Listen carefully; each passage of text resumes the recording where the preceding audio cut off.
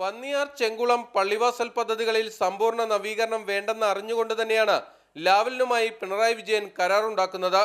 ഇതിനു മുൻപ് തന്നെ ബാലാനന്ദൻ സുബൈദ കമ്മിറ്റി റിപ്പോർട്ടുകൾ പിണറായി വിജയൻ കണ്ടിട്ടുണ്ട്. അമിത തുകയ്ക്കാണ് കരാർ നൽകുന്നതെന്ന് സുബൈദ കമ്മിറ്റി റിപ്പോർട്ടിൽ നിന്ന് പിണറായിക്ക് അറിവുണ്ടായിരുന്നു.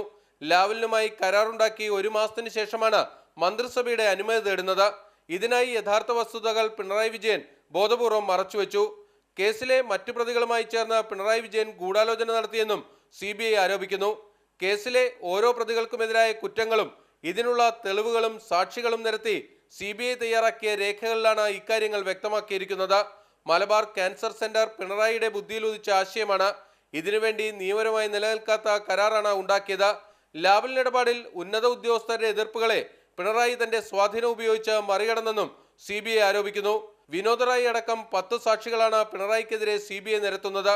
KSCB-യിലെ മുതിർന്ന ഉദ്യോഗസ്ഥരും പിണറായി വിജയന്റെ മുൻ പേഴ്സണൽ സ്റ്റാഫും ഇക്കൂട്ടത്തിലുണ്ട്.